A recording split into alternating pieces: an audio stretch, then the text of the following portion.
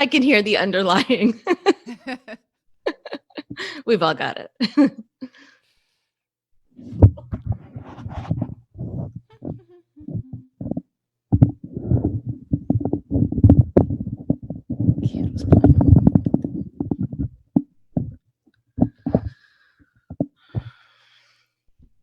Hey there, everybody, and welcome to today's live presentation. I am here with Dr. Lindsay Weisner.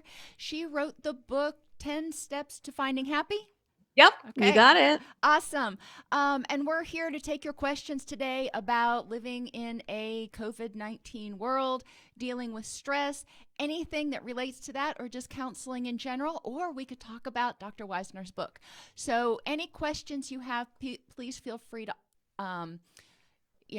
put those in the chat room. We will try to answer those. But until everybody kind of gets warmed up and going, I'm just going to start off with some chatting, and we'll see where it goes from there. But please feel free to interject. So welcome. Thank you for having me. Thank you for being here. I know you are up there in New York itself, right? I'm in Long Island, New York, and up until yesterday, I was feeling like, well, at least I'm in Long Island. It's not the city, but now, it's a sort of not appropriate use of the term, but a trickle down effect where now we are, the people who live in Long Island often work in the city. And so now it's coming out here. And just yesterday, I know the CDC announced that we should all wear masks. And I also had my meltdown because we all need to have one. When I went to the pharmacy for a can of chicken soup for my daughter and discovered that I was the only person there not wearing a mask and gloves. So it was a moment, and I think we all get to have them. Yeah, and it's okay to have moments. And we've been talking about that a lot on the different broadcasts, that our feelings are our feelings, and that radical acceptance is so important right now. When you hear a news story, when you have a moment, and it could be not triggered by anything, but just having that moment and going, okay, I don't have to unpack here. What can I do now? And and I'll tell you, there's a certain serendipitous quality to my life as of late, where I walked into the store and literally stood there and kind of burst into tears. And there was a woman standing in front of me staring at me. And then I realized it's one of my friends. It's my daughter's best friend's mother. And she's probably the last person I would have ever thought of calling to be like, I'm having a meltdown. But she's like, come here. So we went to the back of the store, stood 6 feet apart, and had a little, so it was funny that she was the person that was there. And it was just a reminder that there's always someone out there when, sometimes when you need them, and so it was nice. And then I had someone I met via Instagram who I've never met in real life, but has been on my podcast, reach out to me and be like, I had a dream about your family last night. I was holding your kids, and like, it's just funny how we're all sort of, I don't know what it is, subconscious, unexplained intelligence. We know when to reach out to each other during this time. So. Right. And in my neighborhood, at least yesterday, it was a glorious day. We're really blessed to have nice weather in Middle Tennessee, and our neighbors, were out, and you could see everybody was social distancing. There were, 20 feet between them or something, but we were able to go out and kind of like a parade, kind of wave to each other as we walked by and acknowledge one another. And in our neighborhood, we all have like small farms. So it's not like your neighbor is 25 feet away. Right. So we don't usually see one another, but there's been a lot more acknowledging and, oh, hey, you live in that house. Nice to meet you. We have the same thing. I don't live in a farm, but like it's a nice neighborhood. And so the properties are sort of set back. And so we don't see each other. And when I first moved in, I was sad. We moved in November, and I was like, I don't even know my neighbors. And like, I still don't know my neighbors, but there seems to be a bell rung at like 3:00 that we all start walking, it's like I don't know, it's the bell of sanity or air. So it has been nice to take long walks and to see people, and it's doing things with my children that I wouldn't normally do. So. And that's another thing that's so important right now is doing things, as you talk about in your book, just to kind of put a plug in there, Thanks. to increase your happiness, because Yeah. we have those stress chemicals going on. But if we can basically force ourselves to, I make the analogy of running a bath. And when we're all stressed out, it's all hot water. And if we can Yeah. force ourselves to turn up the cold water a little bit, it will feel more lukewarm. It doesn't necessarily make all the hot water go away, but it's more tolerable. I really love that analogy. I'm totally going to use it. Yeah, I'll plug my book because, as you know, we spoke initially a couple of months ago.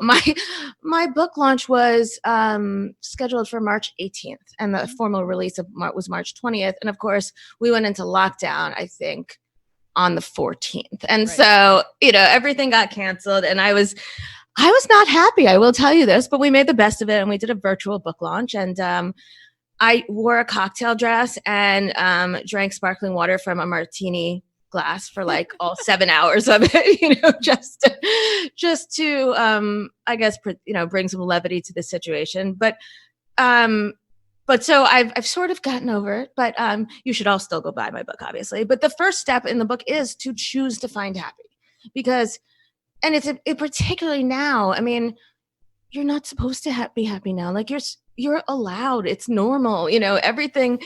The funniest thing was the first few weeks, my patients who had been suffering with the most anxiety and depression were doing the best, because they were like, yeah, world, this is what it feels like in my head most of the time, So it was a funny period of time. And now is the point when we all need to really start making an effort, making a plan on what makes us happy, and and how to do that. And yes, the book is about the 10 steps to do that. And just real quick, I'll share my personal favorite is find your purpose, find your passion. And I think we may have spoken about this last time, but you and I both feel this way. Like, we feel very passionate about what we do. And so it is something, whether it be working with clients or, doing things like this, or trying to get the word out. I feel very passionate about that. And so it has brought me happiness during this time. And yet that does not mean that as a mental health professional, I also don't get to have a moment of, WTF. So, well, especially as a mental health professional, people look to us for modeling. They expect for some reason that we're supposed to be completely, 100% whatever. And we're not. We all have moments, and that's just part of being human. And I do want to mention to y'all who are listening, watching right now, that there is a short video that I did with Dr. Weisner on the YouTube channel. So, when we're finished with this live broadcast, and you can also ask her any questions about her book or herself. Yes, please. During this presentation, but you can learn more about her book in that video a little bit later. But something else you said about going out on a walk every day. Yeah. One of the articles that I read, and I know you're a research junkie like I am. Said that if we exercise at a really high intensity, it does tend to increase our cortisol because we're stressing our body. But if we exercise at between 40 and 50% of our target heart rate zone, which for me is about 98 beats a minute, which is a moderate walk. It's not even pushing it. You're not hoofing, trying to do a 4.2 mile an hour. It's just moderate walk, gardening, housework. That actually lowers cortisol level. I don't want to do the last one. I don't like the housework suggestion. No, thank you. See, for me, that's a double whammy, because not only am I exercising and getting my heart rate into that place where I'm supposed to be burning, lowering cortisol, but then I look around the house and I don't see the dust bunnies or the stuff on the baseboards. I'm a freak about baseboards. So it's just one of those things. My husband came in yesterday, and our internet went out at the office, so I kind of had to drop back and punt. And I was at the farm, and he came in, and I'm like washing the walls. He's like, "Did something happen?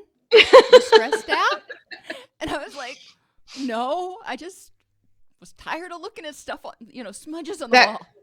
Oh my God, that's so not me. My poor husband folds the laundry and like because he's a psychologist working in a psych hospital and so an inpatient unit. And so he has to leave the house every day. So we've sort of tried to manage where like I try not to, aside from walking, but like I try not to go in places. And as evidenced by my mental breakdown in CVS, perhaps I should not. But but he uh he's working and then he's folding the laundry and he's a saint and he probably very much regrets marrying me. But I have to homeschool the kids now, so it's you know, God, the bane of my existence. Yes. Yeah. And how is your daughter? You said you were getting her chicken soup. Is she ill? Yeah, Is she just so I have a 9-year-old daughter and an 11-year-old son, and he is like we're watching, but we're watching cautiously. Like I thought she might have had a fever yesterday, flushed cheeks, and she's also pretty even tempered. She's like the girl who had a curl in the middle of her forehead. Like when she's good, she's very bad. And so yesterday she was in a mood, and so it just made me a little. I kicked into like fight or flight mode, or like I need to do something. She's not ill. My son has been a little run down and sort of choosing to go to bed earlier than he would normally. Light cough, but we're sort of operating. My husband and I operating under the assumption, and a lot of people, I feel like this has probably been around. This virus, like we've probably had more people exposed to it and hit by it than we realized, and we just weren't testing. And so she's not ill, fortunately, but we're also every day we're doubling up on vitamin C. We're taking precautions. We're taking, the vitamins that we were supposed to take your whole life. We're actually taking now, but we're not going crazy about it because we don't want our kids to feel crazy about it. And that's my theory about schoolwork also. But my husband is more rigid about schoolwork. So it's a boxing match twice a week, let's say, just to see who wins. it's a tango.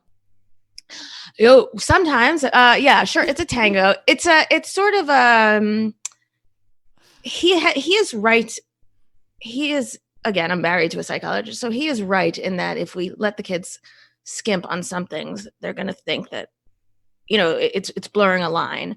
Whereas I also feel like at the end of the day, a 4:30 virtual Hebrew school class is not something like it depends on the day, Right. and this is a marathon, not a sprint. And I don't know if everyone realizes that. And so I need to find a way to keep our family moving. And we also have gotten in this habit of like a 3:00 walk. And then at like 5:00, 4:30, 5:00, whenever we get back, we'll go to the art room because I'm a dork and I have an art room. And then we'll paint, and we've been painting. We've been doing this sort of a gratitude project for people that don't normally get thanked doing this. And we're using the hashtags gratitude adjustment and the people in your neighborhood. And we've been painting canvases and writing like thank yous to the mailman, the bus drivers. My daughter did one for pilots the other day. And and just people we did one for the teachers, of course. But my daughter used like her little like fashion plates, so the teachers look way sexier than any teachers I've ever seen. But we'll play music and we'll do some art, and then we'll have dinner, and then right before bed, the four of us, because my husband will be home by then, and we'd go to the living room and we all read for an hour. And it's a routine of like calm and also a nice break from all of the screen time we've all gotten by that point. During the weekend, we usually play cards, and whoever wins gets to choose a movie or dinner. So That's awesome. You guys are keeping some semblance of a routine. The kids aren't, watching Netflix until midnight and then getting up at 11:00 in the morning. So that will help a lot. Not only just keep their circadian rhythms, and how strongly I feel about that for just straight up mental health. But also having all of those moments of calm, your walking, your art, and your reading, and reminding people out there that stress reduces our immune system. And the last thing we want to do right now is reduce our immunity. So Yeah. if you need a reason to not feel guilty about doing something that makes you happy, it is to keep yourself from getting sick. Yeah. And I will tell you, I'm starting to actually like, at the beginning of the day is with the schooling is a mess, but I will say by 3-4 o'clock when we start this routine, it's something that we've established, and it's starting to feel like it is starting to feel like enjoyable family moments, right. Rather than just a time of crisis. And I think that's what we all need, because we're all going to have our turn at freaking out. Sure. And one of the things that I've suggested to people is taking 20 minutes, and I suggest a meal, since, a lot of us are at home with our families right now, but even if you can just, FaceTime with somebody during a meal, if you're, by yourself, spending that 20 minutes that you're eating, focusing on the positive. And, the rest of the time, if you want to have monkey mind and go out there to catastrophic thoughts, probably not the best choice, but right. I'm not saying that we need to ignore everything that's going on 24/7, but giving your brain a break for that 20 minutes to focus on gratitude, to focus on, what did you do well today? And World Health Organization actually has 6 handouts that are really awesome for parents who aren't used to having kids home 24/7, and reminding them that, we need to help children redirect their energy. Yeah. And because a lot of kids are noticing our stress and they don't understand. They're reacting from the vibes that they're getting off of us. So they're becoming more, as one of my best friends would say, disorganized. Yeah, right. And I always love that euphemism. I do too. And we need to recognize that could be part and parcel of they are looking for us to provide them a sense of stability and, remind them that the rules do hold. It's not a free for all. Your world is not spiraling completely out of control. There is still some routine there. Are you, I don't actually know this, and I should, but are you in a lockdown state or whatever it's called? We are now, as of, Okay. I think it was Thursday, our governor finally put a stay-at-home or whatever we're calling Whatever it's called, right? Lockdown order, and said police whatever it's a misdemeanor if you're not behaving. If you're not behaving. So we have been in one since gosh, I don't know, at least 2 weeks. I haven't been counting the days because I don't know where to start, but we've been in one for at least 2 weeks. Again, people are still going out, but it's supposed to be essentials. And so we have I have no idea where I was going with this. It's difficult to make it feel normal is definitely, but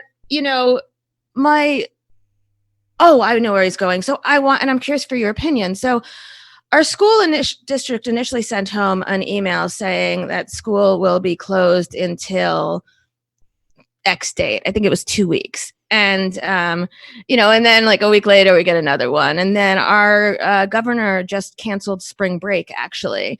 And so, and I believe he did it for a good reason, which is that the schools are providing meals for children, for families that can't afford it. They provide breakfast and lunch. And if you shut down the schools for spring break, they can't do that. And in a time when we're having this, economic struggle, I believe that's my made up belief that it's out of the kindness, because it's the only thing that makes sense, because teachers and parents alike need a break. And so they keep depositing this information in piecemeal. Whereas I have been very clear with my kids from the beginning about what my thoughts are on the likelihood of us returning to school this year, and even about camp. And I'm wondering what what do you think the better strategy is? And I don't mind being wrong, by the way. I tend to side more with you. I take the information that the schools are giving, both of my kids are taking college classes, so they just switched to online. But the public schools around here are still sending sort of mixed messages of, Yeah. well, we may go back on the 24th, or we may not go back at all. It's kind of loosey-goosey, up in the air. We may have graduation, we may not. And that's really tough for a lot of them. And just letting them know, depending on the age, your kids are so much younger. I know. Yeah. But My kids are younger, but their parents are shrinks. So A, we've already messed them up, and B, they're my daughter, they know to ask about feelings, they're definitely both precocious in different ways. So, I just thought I'd be clear with them from the beginning. And my patients also, I sort of say, listen, I don't have all the answers, but just to let you know, like looking at the research, because we love our research. Yes. I don't think there's a good likelihood of life getting back to normal for quite a while. And so. And I've been encouraging people to try to think about their new normal. Yes. Because I don't think we're ever going to go 100% back to life as we knew it a month ago.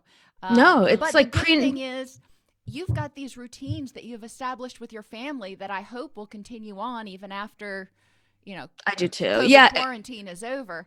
And so that is part of your new normal, but that can be something that you treasure, that you take out of this. No, I agree. Go ahead. I'm sorry. It reminds me of like pre 9/11 and post 9/11. And, unfortunately, not everyone is old enough to understand that. But like we now know that you take off your shoes at an airport, whereas before that wasn't a thing. And so I agree. We're going to have a new normal. And one study I read this morning was the fact that because of all of this social distancing and everything else, the number of cases and the number of deaths from the seasonal flu, have pretty much come to a screeching halt. And they're holding steady at 24,000. But for this year, that's actually pretty low. Annually, we have, usually in the 30,000 range of deaths from the flu. So, we can learn from this that there are things that we can do. Obviously, we're not going to shut down the world for social distancing every year, but there are things. But it might be a good idea for 2 weeks every year, Well, things like washing our hands better. And even those of us who washed our hands before, I wasn't good about doing the whole 20 seconds and getting underneath my fingernails. And, I would be a little bit sloppy with it because I always felt like I was in too much of a hurry. A little bit of soap, scrub a, rinse. And, now I'm actually paying attention to it because I don't want to get sick, and I definitely don't want to get my kids sick. Right. So those are some things to consider. Let's see. No, I agree. It's the other thing that we've started doing at dinner is, because usually dinner will be after like we've read and and then my husband comes home and we have dinner. And one of the things that the question I used to, my kids are young, so like asking about their day is, it's always a disaster. But like what I've started asking them is, what did you learn today? Right. And that's a much better, more poignant question. And then I've also started sharing with them things that I've learned from podcasting or whatever, and it's interesting because we're sharing our knowledge, and it's specific. The other day I had them do a virtual museum tour, and of course my daughter my 9-year-old chose Georgia O'Keeffe's museums, and I just kept my mouth shut, and finally I was like, do you notice anything about her paintings? And she picked up on it. So it was interesting. They're learning in different ways. We have plans to go on one of the language apps one day and just learn a few words in a different language, just something where maybe they're learning different, it's outside of the box school stuff, or right. outside, And that was one of the things that I loved about homeschooling my kids is Oh my God, you do this voluntarily? I did. Yeah. Oh, It did it make it better that it was voluntary? sort of, I mean, it wasn't voluntary initially. Okay. The school system um, wanted my son, who is gifted and had ADHD in first grade, to finish his assignments. And when he was finished, put his head on the desk for 15 minutes while everybody else finished. And No. they wouldn't Yeah. let him read a book. They wouldn't let him move around. And it stressed him out because he was so Yeah. afraid of misbehaving because he would feel that energy. So anyway, long story short, we, after multiple parent teacher conferences trying to get them to let him just read a stinking book, Right. we pulled him out. And he thrived in that environment. We went to the library every single day. He's always been a reader. By Yeah. the time he was 8, he could tell you, I think, every bird in the Peterson's Guide to Eastern Birds or whatever. Right. I was like, okay, That's like, it reminds me of my son. That's like, there's that ADHD always has that little bit of OCD too. Yeah. So you've got a lot of weird knowledge in your head, kid. Yeah. But being able to figure out how they learn, and my daughter's completely different. So there was a period when we did one of her art classes. She spent a semester. I found an online interior design course, and she took that. So she was able to, do some graphic design to create, interiors. And then I gave her a budget, and I'm like, okay, you can redesign our living room because I know that I suck at interior design.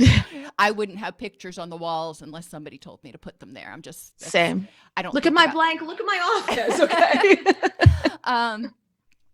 So, that let her launch out on her own and explore things. And so it was an opportunity. They're not learning in the same way right now like they would in school, sitting at their desk doing their thing, with the exception of things like math where you don't have a choice, especially like algebra, which she laments right now. She's like, oh, it's everybody else is, having time off or whatever. Can I, skip algebra? I'm like, no.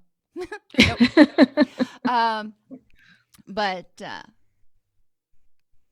thankfully, the colleges they transitioned online really well. And I was going somewhere with that. But, kids are having this opportunity while they're not in school, if they're doing learning time, to find their passion. Yes. Figure out the things they love. I mean, I would have never thought that to introduce my son to birds, right. and my mother actually did it one time when he went to visit her in North Carolina, and he came back and was just enamored with birds. And okay, so we let him run with it. And I was wondering for a little bit there if he was going to become an ornithologist, but we're getting a lot of questions all of a sudden. So let me see here. Are people in New York even noticing the economic issues right now, or are people mainly just fixated on the health issues? Oh no, we're definitely noticing the economic issues. In fact, I guess before we pressed record, we were discussing the fact that I said the sweater that I'm wearing came from my. I have two very good friends that both have like high-end boutique stores, and needless to say, they're both doing their best to hustle and online deliveries and all that, but they're definitely feeling it. I also have a friend who's in publishing. She does marketing at a major book publishing company, and she was just telling me that they just had a huge meeting. There were some layoffs, but what they did mostly was based on your salary, you took a salary readjustment, so that the higher your salary was, the more the readjustment, the less, like basically, let's say you make 0 to, under 50,000, you might get like a 5% reduction, or, and then 50 to 100, a 10, or, but they did this so that they didn't have to let as many people go. And so that they, so that they can keep everyone moving forward. It's, yes, we're afraid of the illness, but we're also, it's drastic financially. And even myself, my husband said to me this morning, he thinks we're going to apply for a small business. I don't know if it's a loan or a grant or something, because paying for the rent for our office, it really just depends on, I need to be able to see enough patients. And some people we've been doing virtual, others have not. And I haven't gotten a lot of new patients yet because I think it's still too scary. Mm-hmm. So I think we're feeling it at all ends. And then, of course, doctors' offices, if you're not essential, they're closing down. Mm-hmm. And so the employees are out of jobs there. Right. And, we've gone in Tennessee, we've gone to virtual counseling, except for the inpatient units. And I know you said your husband works in an inpatient unit, but he does. Yeah. Outpatient, even the EAPs and plans that traditionally had forbidden billing for telehealth services in the past have all said, at least for the duration of this crisis. And I'm wondering if we'll ever go back to being the same. But I agree. I think I have seen a far smaller increase in, demand from referrals than I necessarily would have expected. On my other YouTube channel that's geared towards consumers, I do a live broadcast every weekday at 2 p.m. just so I'm there. I can answer questions, because a lot of people, like you said, it may just be too scary. They may not, or they may just not have the breath to even go there right now. It's just like, I've got 3 kids and, I'm trying to juggle all these balls right now. I can't even think about mental health counseling. Maybe it's even not even that scary, but when? Well, I'm barely taking a shower right now because I can't get private time. Yeah, no, I have a patient who's the mom of 2 young kids, and I reached out to her about setting up an appointment. She's like, yes, but only if we agree not to talk about Corona. And I was like, totally fine. That's fine. I mean, sometimes we do need to talk about regular, especially we're all living in such close quarters. Let's talk about marriage issues. Let's talk about anything, I think people are worried that they'll be forced into talking about it, or that they'll feel pressured into when they need a 45-minute break from talking about it. Right. And, that's a beautiful thing about counseling, is people can set their own agendas for, what do we need to talk about, or what do we need to avoid right now, and getting them some time. But, talking about spending more time with families right now, it's really highlighting some of the problems in relationships. Unfortunately, we've seen a spike in domestic violence. We've seen a spike in child abuse, all very devastating things. We saw more deaths from suicide last week than we did from coronavirus. I didn't know that.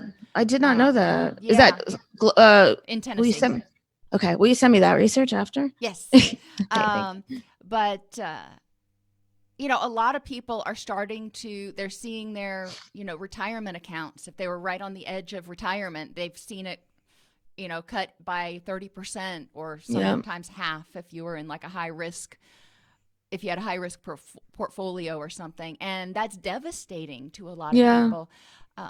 But back to what we were talking about with relationships, I was telling you before this started that I have a friend of mine who said that his daughter who's 3, 4, somewhere right around there, is experiencing a lot more separation anxiety because she's not going to daycare anymore. She's home with her mom 24/7, and now when it's time to separate from mom, they're divorced. So when it's time to go visit dad or whatever, she gets a whole lot of anxiety, a lot more so than, she used to. She used to enjoy going and seeing dad. And he said that that's the biggest change that he's really seen, is whether she's just enjoying this time with mom, or she's picking up that there's a lot of stress and she's afraid to leave mom. They're not really sure, because at her age, she can't really articulate Right. It subconscious motives. also may But be like she just, like I said, I feel like I'm just settling into the schedule and I'm an adult. And so, if you're switching every 2 weeks, which makes sense, I have a friend who has she's divorced and, she has a 12-year-old and they're doing the similar thing, but it is a little bit, unnerving to, this is like what we were talking about before with the school giving updates every 2 weeks. It's like, it is a little unnerving to constantly be changing plans, and so, unfortunately, I think it's just got to be the normal for children of divorced parents right now, Right. and I think that we adapt to anything. So certainly at some point she'll adapt to this. It's just, I'm sure, adding one more level of sadness and anxiety to both parents, probably. And that's true. And as you were talking about being an adult and adjusting, it made me think of temperament. I am a ENFJ, and I'm like over here on the J side. So this this change, disruption in structure, I have to breathe. When they announced that they were closing my gym and it probably wouldn't be open for over a month, I was just like, "You're kidding, right?" I'm no, but thankfully, I don't. Right when this all started, kind of brewing back in January,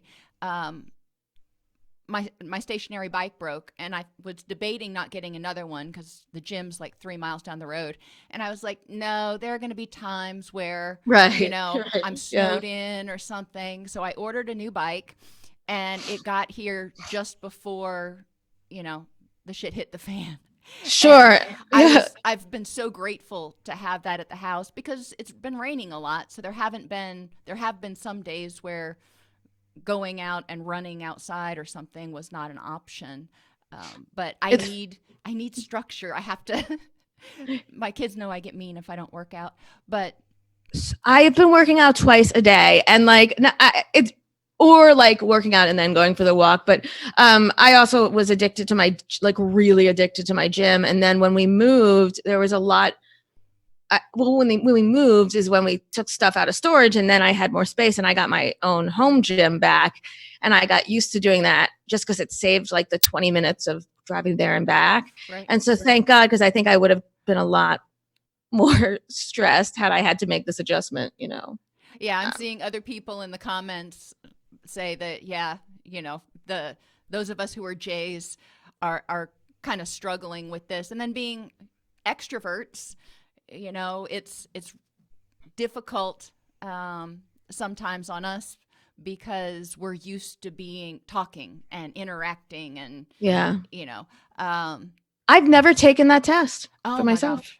I will. This is the perfect time, but so I don't know what I am, but I relate to a lot of what you're saying. Right. Listen, I miss talking to people. I enjoy my sessions with my patients. I always have, but it's even more now because it's talking to another person. It makes doing things like this with you, this is so much more important for our sanity. And it's not because I don't love my family or my husband, but it's because we're meant to be social. Mm-hmm. Like humans, we were tribes and clans before we were towns and, villages. So, so this is strange for us, I think. It is. And that's not to say that we don't love our family. Right. But we do thrive. And people who are more introverted, like my husband, they don't, they have a few really close friends.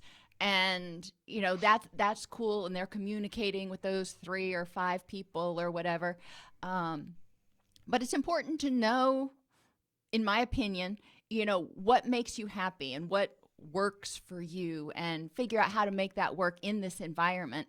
And I had somebody share the other day that they were doing a live guitar practice session. That's awesome. With their friend who happened to be, 3 states away. And that was one way that they were connecting, and they'd never done it before, but they found that, it was really pretty cool. So we're finding new ways, and we're being creative, which I think is really awesome. I do too. Yeah, my son has not spoken to a single friend since this started, whereas my daughter is in a group chat and, is constantly playing video games with other kids. Like it's just not as important to my son as it is to her. Oh yeah, and I don't know. I think neither one of my kids has been super social. My daughter has had, extended contact with her boyfriend, FaceTiming. Yeah. Our data for FaceTime is just, you know, over the moon right now. But that's okay. Yeah. It's helping to keep her sane, being locked in the house with all of us, and We've also, when we've gone on these walks, we've passed by like people, like we've done like window waves, Yeah. or like I call it a wave date, like Right. where we just, wave to them and they get to see each other. And we went to my friend's house and I spoke to her through the window for all of 3 minutes. But, just trying to, I don't know, to keep going, to keep this normal, to keep acting like humans are supposed to. Exactly. I'm so curious about what the questions. We have people, let's see, let me scroll back here, talking about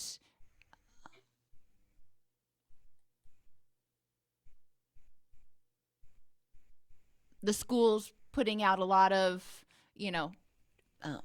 partial information, and going to what you said, how do you help kids deal with the uncertainty of what's going to happen? Because I remember, when I lived in Indiana and we had snow days, you knew you were going back to school. It may be a day, it may be 3 days, but you knew you were going to have to study for the test. You knew you were going to have to, there was stuff you were going to have to do. And kids now are going, well, I may not even have to take that test, so I study. Right. I mean, we've been given a lot of direct information in the last week. It looks like, so we have a quarterly system, and I guess we're just finishing up the quarterly grades. I mean, again, I have a third grader and a sixth grader. So like, it's all relative, but it looks like they'll probably go to pass fail for the middle school for the fourth quarter. And that's fine. And, the third grade where they get 1, 2, 3, 4 grades. So it doesn't, this is not going to affect their college applications. But also, they're not all going to be able to write about this for their college, about the coronavirus for the college applications. They're going to have to find something different. But, but I actually ran into like March 20th, the day of my book launch, I ran into someone from the school who basically like flat out told me off the record that, I threw it out there as a test, as like a phishing, like a troll thing. And whatever it's called. And I was like, yeah, I don't think we're going back this year. And this person was like, oh no, and so I've had definite, and this is like, this person is not a teacher and has a place where their understanding of this situation gives them the unique perspective. I think being able to assess, black and white, whereas I think teachers and principals and everyone else is trying to figure out the consequences of, these actions. But early on, we're supposed to have X amount of school days, and early on we were, the governor eliminated that. And the funny thing is, in my like small Long Island town, we spend a lot of time each year fighting about the calendar, and now the calendar went to shit, and I kind of love that part of it. Not to be evil, but like I love the fact that you guys spent all this time arguing about the calendar, and then it just went to shit, and now we're on our own. One person points out that a lot of people have been talking about the importance of having structure, but also adding in transition time when switching from, say, working to studying to exercising. Sure. I don't, I think I have a structure in my head, and then some of it comes together and some of it doesn't. And that's for myself and my kids, and also, what's transitioning time? If you ask my kids, transitioning time is playing Roblox, this computer game that I don't, whatever. And so it's not, or even sometimes transitioning time could be taking a shower. I think we all need to have well, not we all, but what I find that works best for me and my kids is I have an idea, and like I write down like the 4 or 5 things they have to do that day, and one is schoolwork, and then I'll throw in an extra assignment, or do the dishes, or they actually did this writing class with an author who she's a children's author, and she had, I want to remember her name. Her book is called Girl Click, and her name is Eileen. I'm blanking on it, which stings because she was fantastic. But she basically, when this came up, she started this thing where everyone who, if you buy her book, then you get in this class for, you can do this class for free, where the kids did a 5-session writing course, creative writing, and my kids loved it, and they were sad when it ended. And her name is Eileen Moskowitz, Palma, and I think she'll do it again, which is why I mention it. And so, because I would love to, my son was sad, and like they learned stuff from it, and it was really cool. And it was just nice. My daughter did it with a group of her friends. My son did it with just people he didn't know, but it was a way of learning something different. Mm-hmm. And so that was structured because there was a time for it. But other than that, it was more like, I suggest you try to get this done by 12 so that the rest of the day can be spent more leisurely. But it's up to you, and so that's how we've tended to work this out, because otherwise it's just, the day is just me. I feel like I feel like Bailey from Grey's Anatomy, who just spent like the first 3 seasons yelling, "Do your rounds" to everyone. Like, that's what I feel like I've been doing, like if I'm trying to do a schedule, then I end up as like just losing my mind, and it doesn't work for anyone. So, and also I realized that a strict schedule would require me to make sure they were transitioning at the times that I said. Whereas on Mondays, I see patients for about 9-10 hours, so what am I going to do? Be like, hold on, it's 2:15. I got to go tell them to, switch. So yeah. So I think it's about finding what works for everyone. Yeah. And I find for me, just kind of talking about transition, especially for those of us adults who are working at home, it's important for me to change clothes. And I have my workout clothes, I have my work clothes, and then I have my relaxation clothes. And if I stay in my relaxation clothes, i.e. my jammies, all day long, I feel like a slug. I feel unproductive. I have a hard time getting motivated. So just, taking a shower, putting on my big girl clothes helps me get into work mode. But I've also found that it's important for me to change out of my big girl clothes. Otherwise, I still keep working until, I have difficulty if I'm not separating by going to an actual office. If I'm working from home, I have difficulty turning it off. So that's, for me, that's helpful for transition time. I put on my bang around the house clothes or whatever, go up, start making supper, and, start that kind of routine. Sure. I have a patient who lives in a 2-bedroom apartment with her fiance, and we were discussing that basically, she's a teacher, and so she's been like living on her couch, for work and all day, and we definitely discuss like time to move things around, so whether it be clothing or location. I agree with you. I've gotten into this habit of like, I try to work out first thing in the morning, because otherwise something's going to come up, and then I'm going to be angry that I didn't work out. I am not as good at putting on big girl clothes as you are. But it is important. And it is, we do have the kids doing it. Like, you put on clothes in the morning, you shower. And I think it's got to be because we've got to do things like this because of how long it's going to last. Right. Right. And for some people, I mean, I saw my son, he's finishing up his AA, but it's been 100% online. And unless I force him to get out of the house, he doesn't leave. He doesn't. What's AA, by the way? His associate's degree. Oh, okay. But he doesn't. That's just the culture for a lot of people who are younger right now, millennial, Zoomer, whatever that cutoff is. I don't know. But who are going to college now, and that for a lot of them, there is no reason to really leave the house.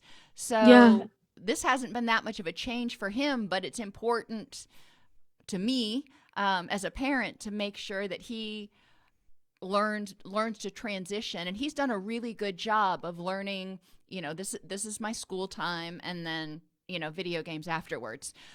Right. Lots of video games. But, Right. But I don't know. I mean, I feel the same way with the video games, but also they socialize through the video games. So yeah, they do. He plays multiplayer games yeah. and stuff, and that's fine by me. As long as he seems to be happy and well adjusted. Just because he's not doing what I would choose to do doesn't mean it's the wrong thing. Sure. And then one more question that comes in is, what do you think about the effect this will have as far as suicides, and what can we do to help people prevent getting to that place where they are feeling helpless and hopeless right now?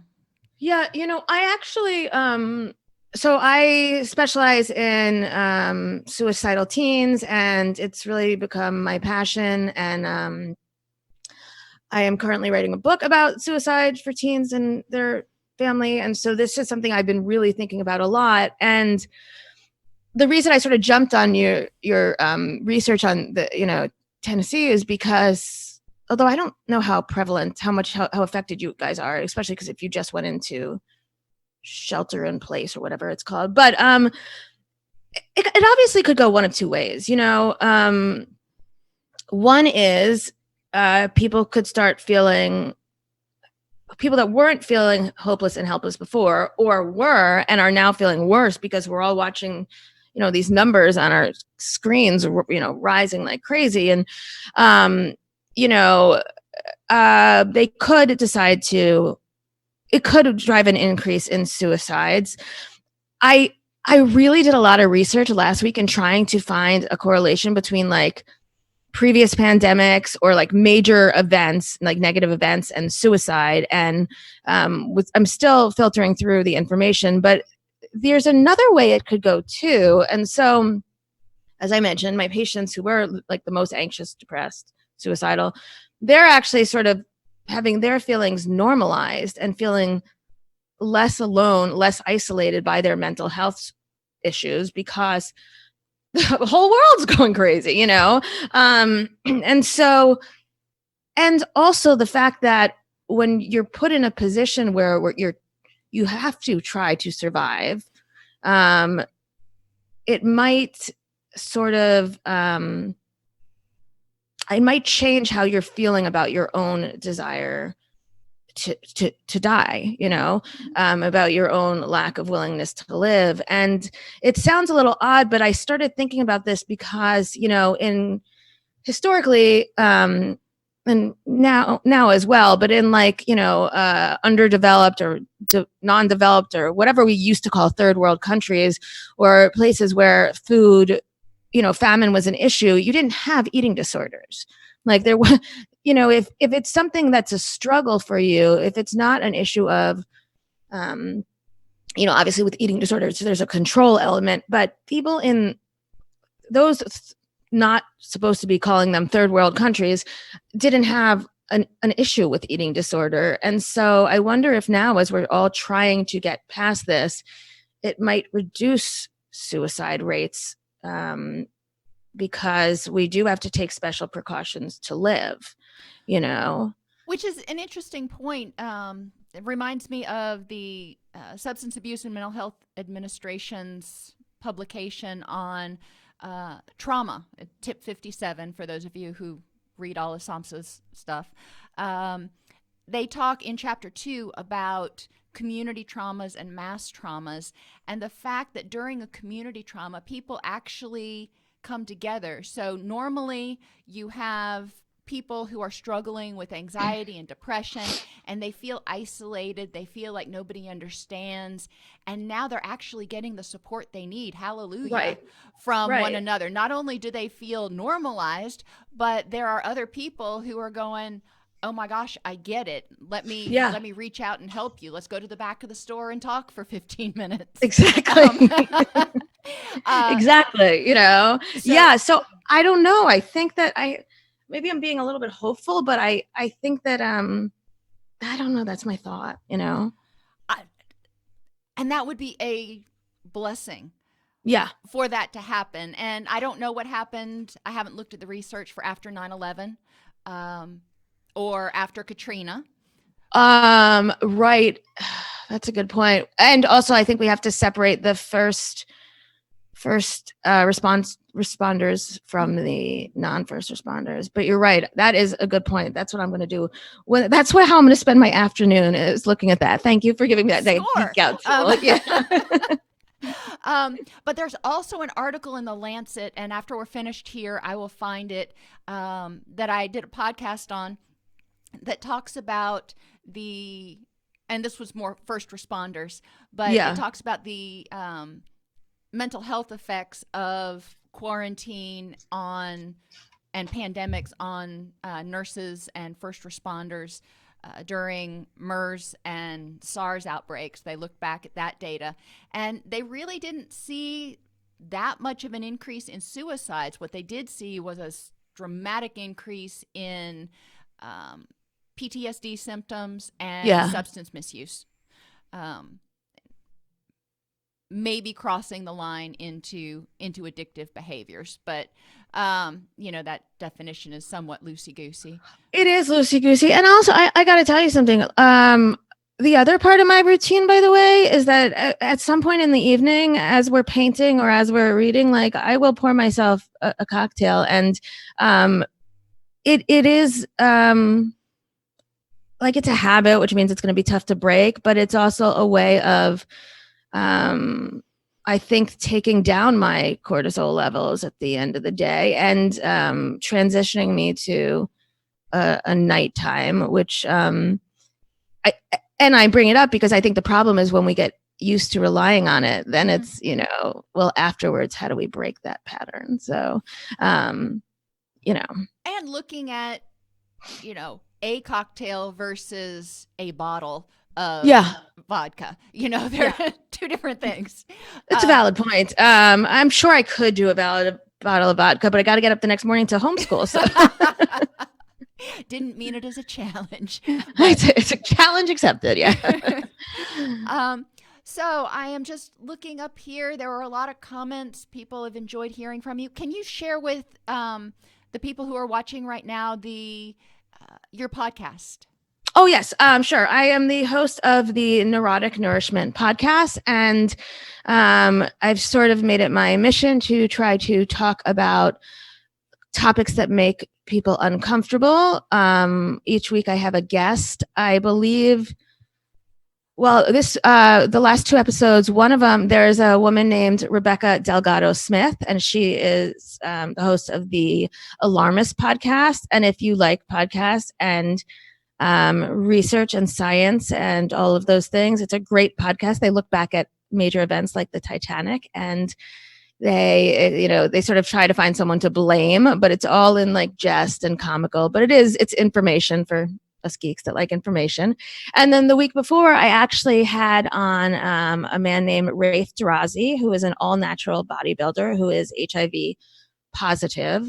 But we spoke about it because there was a time when AIDS was a death sentence, obviously, and now science has reached a point where it's called U equals U, and it's undetectable equals untransmittable, which is basically they can get their, I mess up the science of this, but like the platelets or the white blood cell count to a point where it's high enough that people with HIV are living life just like the rest of us. And I had interviewed him before the pandemic, but I also thought it was important to air it now that we're, at this point, just to say that there is an after. There is, this is the possible new normal for people with HIV. Mm-hmm. So that's the Neurotic Nourishment podcast. And then you can find me on Instagram at PsychShrinkMom, or more about the book at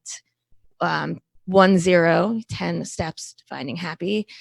And you can also find me on Instagram at Neurotic Nourishment. Sorry.